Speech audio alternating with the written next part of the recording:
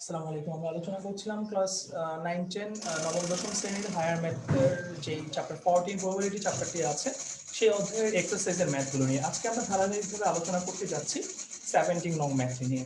And আমি যদি একটু 17 নং ম্যাথের প্রশ্নটি একটু লক্ষ্য করি, আপনারা নিশ্চয়ই আপনাদের প্রত্যেকের কাছে অলরেডি আমি আশা করতে পারি যে মূল বোর্ড বইটি আছে। আপনারা যদি একটু বোর্ড বইটি একটু পড়ে নেন, একটু দেখতে পাচ্ছেন নিশ্চয়ই যে এই 2 টাকা কয়েন ইজ টসড 4 টাইমস। আমাদেরকে বলা আছে যে একটা 2 টাকার কয়েনকে 4 বার আমি টস করেছি। Denote its side with water lily flower by L. যে 2 টাকার যে নোটটা আছে সেই নোটের বোথ সাইডের একটা সাইডকে আমরা বলবো ওয়াটার লিলি ফ্লাওয়ার সাইড, যেটাকে আমরা এল দ্বারা প্রকাশ করব, এন্ড আদার সাইডটাকে আমরা বলবো primary school going child by C. Alright, so আমরা নিশ্চয়ই জানি প্রত্যেকে যে 2 টাকার একটি নোটের ভিতরে দুটো পিঠ থাকে।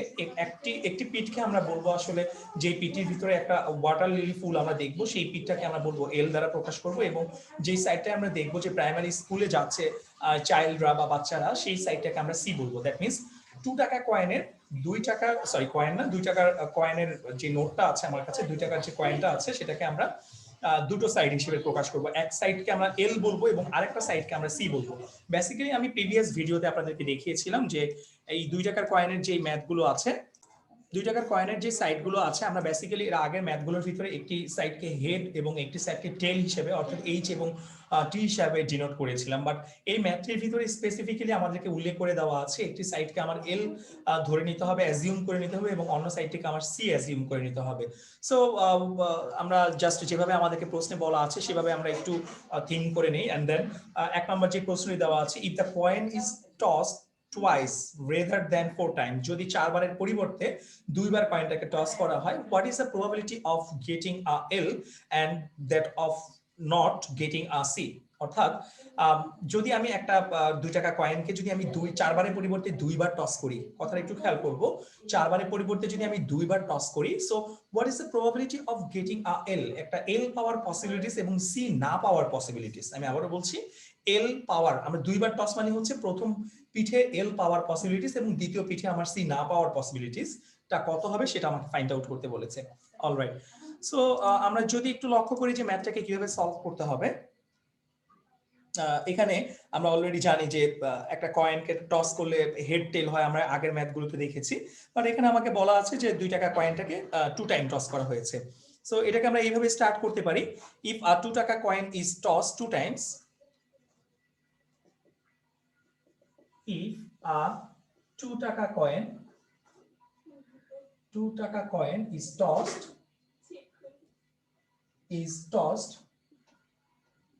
2 times, so what is the probability tree? আমাদের probability tree টা তাহলে কি হবে? একটা কয়েনকে যদি 2 বার টস করা হয়, এখান থেকে আমি একটা পিট পাচ্ছি এল এর এবং আরেকটা পিট পাচ্ছি আমরা সি এর। ওয়াটার লিলির যে সাইডটা সেটাকে আমরা এল দিয়ে প্রকাশ করব, এবং যেই সাইডটা প্রাইমারি স্কুলের গোয়িং বাই চাইল্ড সেই সাইডটাকে আমরা সি দ্বারা প্রকাশ করব। এবং যেহেতু 2 টাইম টস করার কথা বলা হয়েছে, so we know all that এখানে এই এল থেকে আমার আরেকটি এল বের হবে এবং এই এল থেকে আরেকটি সি বের হবে। We already know that. এবং এই সি থেকেও আমাদের একটা এল বের হবে এবং এই সি থেকে আমাদের আরেকটা এল বের হবে। আমরা অলরেডি পিছনে শিখেছি যে এই দুইটা টস হচ্ছে আমার ফার্স্ট টস এবং এই দুইটা টস হচ্ছে আমার সেকেন্ড টাইম টস। এই দুটো টস হচ্ছে আমার সেকেন্ড টাইম টস, অর্থাৎ এটাও সেকেন্ড, এটাও হচ্ছে সেকেন্ড। সিমিলারলি এটাও হচ্ছে আমার সেকেন্ড টাইম টস, এটাও হচ্ছে আমার সেকেন্ড টাইম টস।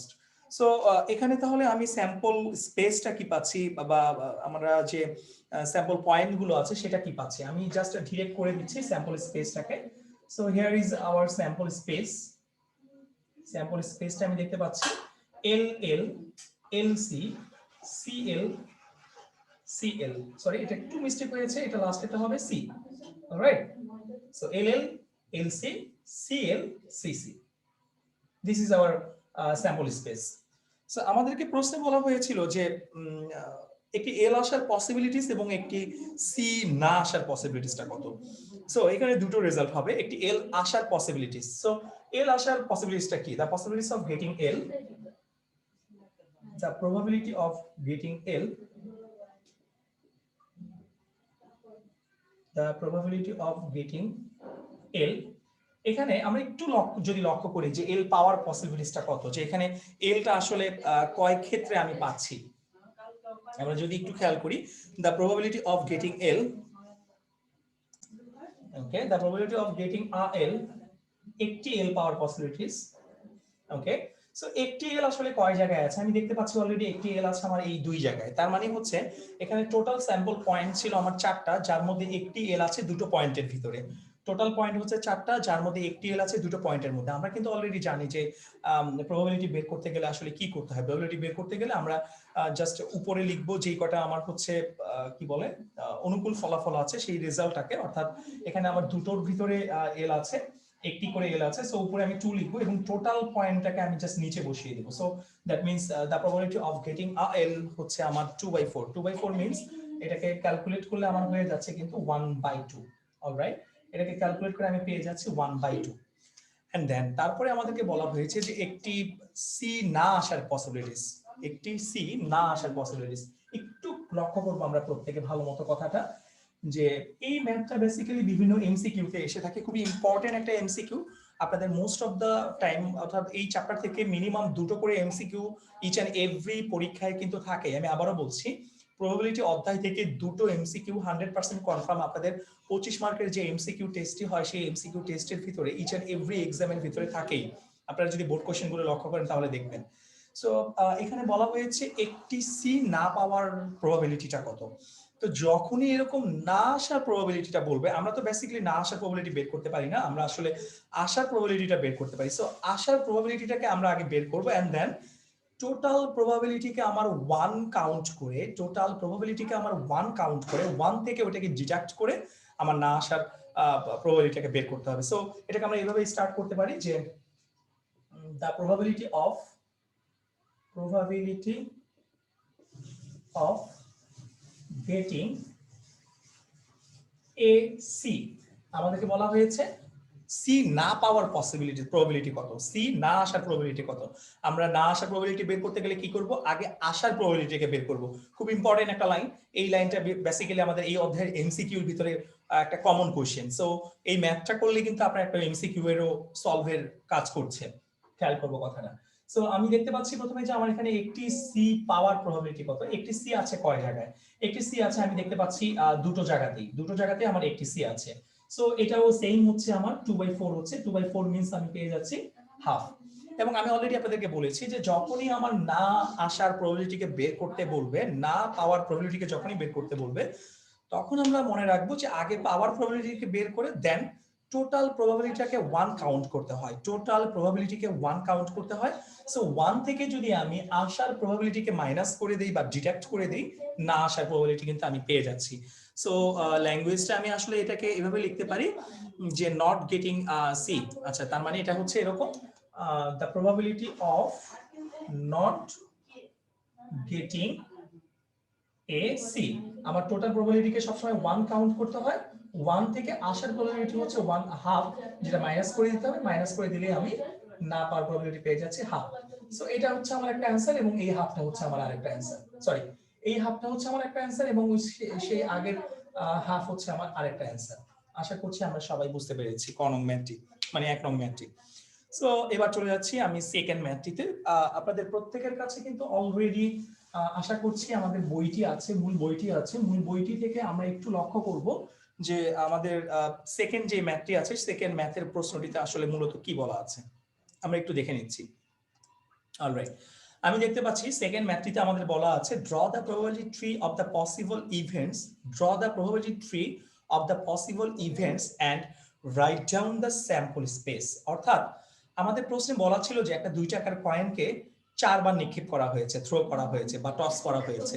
সো একটা 2 টাকা কয়েনকে যদি 4 বার টস করা হয়, সেখানে আপনার স্যাম্পল স্পেসটা কি তৈরি করছে সেটাকে প্রবাবিলিটি ট্রি এর সাহায্যে ব্যাখ্যা করতে বলা হয়েছে। অলরেডি আমরা প্রিভিয়াস ভিডিওতে দেখেছি কিভাবে এই টাইপসের ম্যাথগুলো সলভ করতে হয়। আমি একটু স্টার্টিং এ বলে দিচ্ছি, এখানে 4 টাইম টস করতে বলেছি। আমি একটা ফর্মুলা আপনাদেরকে শেয়ার করেছিলাম 2 টু দি পাওয়ার n।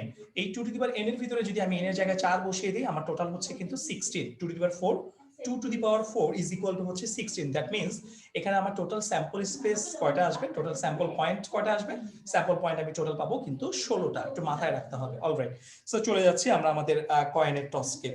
যদি আমি একটা কয়েনকে 4 বার নিক্ষেপ করি, আমরা যদি আমাদের একটা কয়েনকে 4 বার নিক্ষেপ করি, সো 4 বার আসলে আমরা কিভাবে নিক্ষেপ করব, এটা হচ্ছে আমাদের 2 নং ম্যাথটি, 17 নং ম্যাথের 2 নং ম্যাথটি, 17 এর 2 নং ম্যাথটি। বলা হয়েছে একটা কয়েনকে আমি 4 টাইম টস করছি। সো একটা কয়েনকে যদি 4 টাইম টস করি, আমি এই কয়েন থেকে প্রথমে একটি এল বের করব এবং এই কয়েন থেকে আমরা তারপরে একটি সি বের করব। অলরাইট। সো যেহেতু 4 বারের কথা বলা হয়েছে, আমি আবারও বলছি, যেহেতু 4 বারের কথা বলা হয়েছে, দ্যাট মিন্স আমরা বুঝতেই পারছি যে এই 4 বার বের করতে গেলে আমাকে প্রথমত কি করতে হবে, এই দুটো থেকেই এল এবং সি থেকে, এটা হচ্ছে ফার্স্ট টস যেটা ছিল, ফার্স্ট টাইম টস করে আমি এল এবং সি পেলাম। অলরাইট। সো এবার যখন আমি সেকেন্ড টাইম টসে যাব, এখানে এই এল থেকে আমার আরেকটি এল বের হচ্ছে, এটা হচ্ছে আমার সেকেন্ড টাইমের জন্য। এখান থেকেও আমার আরো একটি করে এল বের হচ্ছে এবং সি বের হচ্ছে, এটা হচ্ছে সেকেন্ড টাইম টসের জন্য। অলরাইট। সো আমি সেকেন্ড টসের কাজটি অলরেডি কমপ্লিট করে ফেলেছি। এবার হচ্ছে third time toss. So third time টসের জন্য আমার কি করতে হবে, এই চারটির প্রত্যেকটি থেকে আরো দুইটি করে যাবে, চারটির প্রত্যেকটি থেকে আমার আরো দুইটি করে যাবে। আমি এখান থেকে একটি এল বের করব এবং এখান থেকে একটি সি বের করব, আবার এখান থেকে একটি এল বের করব, এখান থেকে আরেকটি সি বের করব। অলরাইট। এখান থেকে আমরা আরেকটি এল বের করব, এখান থেকে আমরা আরেকটি সি বের করব, এখান থেকে একটি এল বের করব এবং এখান থেকে আমরা একটি সি বের করব। সো হয়ে গেল কিন্তু আমার থার্ড টসের কাজ। এটা হচ্ছে আমার থার্ড টসের কাজ। অলরাইট। এই টসটা হচ্ছে আমার থার্ড টসের কাজ, এই টসটা হচ্ছে আমাদের থার্ড টসের কাজ। কিন্তু আমাদেরকে প্রশ্নে বলা হয়েছে 4 বার টস করতে, দ্যাট মিন্স আমাকে আরো একবার করতে হবে। আমাদেরকে প্রশ্নে বলা হয়েছে 4 বার টস করতে। সো এখান থেকে এই এখানে আমি টোটাল পেয়েছি কয়টা, 1 2 3 4 5 6 7 8, 8টা পেয়েছি। এটা ছিল 3 বার টসের জন্য, থার্ড টাইম টসের জন্য। কিন্তু আমাদেরকে বলা হয়েছে 4 বার টস করতে, দ্যাট মিন্স এখন এই 8টার প্রতিটা থেকে, এই 8টার প্রতিটা থেকে আমার আরো দুইটি করে অ্যান্সার বের হবে, 8টার প্রতিটি থেকে আমার আরো দুটো করে অ্যান্সার বের হবে। সো আমি যদি 8টার প্রতিটি থেকে আমাদের আরো দুটো করে অ্যান্সার বের করে ফেলি, এখান থেকে একটি এল বের হচ্ছে, একটি সি বের হচ্ছে, এখান থেকে একটি এল বের হচ্ছে, একটি সি বের হচ্ছে, এখান থেকে একটি এল বের হচ্ছে, একটি সি বের হচ্ছে। অলরাইট। এখান থেকে একটি এল বের হচ্ছে এবং একটি সি বের হচ্ছে। তারপরে এখান থেকে আমাদের একটি এল বের হচ্ছে, একটি সি বের হচ্ছে, এখান থেকে আমাদের একটি এল বের হচ্ছে, একটি সি বের হচ্ছে, এখান থেকে একটি এল বের হচ্ছে এবং একটি সি বের হচ্ছে, এবং এখান থেকে একটি এল বের হচ্ছে এবং এখান থেকে একটি সি বের হচ্ছে। আশা করছি আপনারা একটু কষ্ট করে ডেফিনেটলি বুঝে নিতে পারবেন। আমাদের জায়গার স্বল্পতার কারণে আমরা একটু এলোমেলো ভাবে হয়তো আমাদের আর্টটা হয়ে গেছে, কিন্তু আশা করছি আপনারা প্রত্যেকে বুঝে নিতে পারবেন। সো এই লাস্টে এখানে আমি একটু গুণে দেখে নিচ্ছি যে আমার টোটাল 16টা হয়েছে কিনা।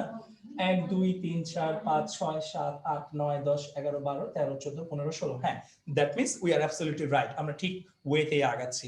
সো আমরা কিন্তু আমাদের প্রবাবিলিটি ট্রিটাকে অঙ্কন করে ফেললাম। আপনারা এইটার প্রতিটা ঘরের ভিতরে ফোর্থ ফোর্থ ফোর্থ ফোর্থ লিখে দিবেন। অর্থাৎ এটা ছিল ফার্স্ট টসের জন্য, এটা ছিল সেকেন্ড টাইম টসের জন্য, এটা ছিল থার্ড টাইম টসের জন্য, এবং এটার প্রতিটি ঘরে আমরা ফোর্থ ফোর্থ লিখে দিব, এটা হচ্ছে ফোর্থ টাইম টসের জন্য। অলরাইট। সো এখন আমাদেরকে বলা হয়েছে এখান থেকে যে স্যাম্পল স্পেসটাকে তৈরি করতে। তো আমরা কিন্তু স্যাম্পল স্পেস তৈরি করার নিয়ম অলরেডি জানি। আমি এখানে একটু ছোট করে লিখে দিচ্ছি, আমরা আশা করছি একটু কষ্ট করে বুঝে নিতে পারবো। জায়গার স্বল্পতার কারণে দেখাতে একটু অসুবিধা হতে পারে, সো আশা করছি আমরা একটু কষ্ট করে বুঝে নিতে পারবো। স্যাম্পল স্পেস প্রথমটা কি হচ্ছে, প্রথমটা হচ্ছে জাস্ট এইভাবে যাবে, এই প্রথম দিকেরটা যাবে, অর্থাৎ এল এল এল এল এবং এল L L C. Alright. So প্রথমে পেয়ে যাচ্ছি আমি এল এল এল এল, তারপরে হচ্ছে এল এল এল সি। অলরাইট। এরপরে আসি এল L C L, L L C C, L L C L, L L C C. একই রকম ভাবে আমরা পরের গুলি করব, এল C L, L C L L, তারপরে হচ্ছে L C L C, L C L L, L C L C. Okay, আমার এইটুকু কমপ্লিট। এরপরে আসি আমরা L C C L, L C C C. খুব কেয়ারফুলি করতে হবে, কারণ অনেকগুলি তো, সো ভুল হয়ে যাওয়াটা অস্বাভাবিক কিছু না। L C C L, L C C C. Alright. Next C L L L, C L L L, তারপরে হচ্ছে C L CLLC CLLC okay, এইটুকু complete. So next CL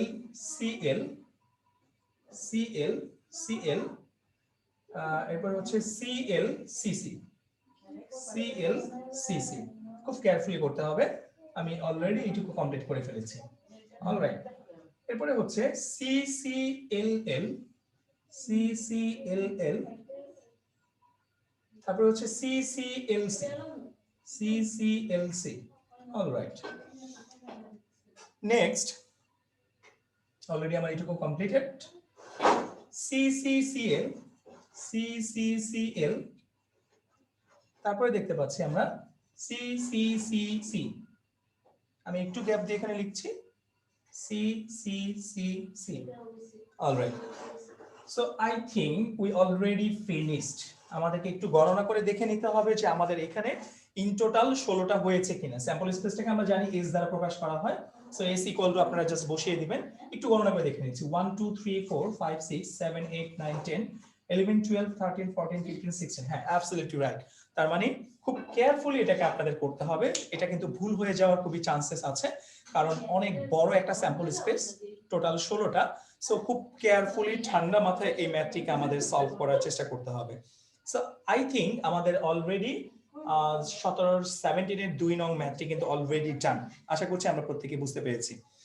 so now এখন চলে যাচ্ছি আমরা আমাদের সেকেন্ড ম্যাথটিতে। এখানে আমি পরের ম্যাথটিতে যাওয়ার আগে আপনাদেরকে একটু উদ্দেশ্য করে বলতে চাচ্ছি, পরের ম্যাথটি কিন্তু এই ম্যাথটির সাপেক্ষেই করতে হবে। আমি আবারও বলছি 17 3 নং ম্যাথটি 17 2 নং ম্যাথের সাপেক্ষে করতে হবে।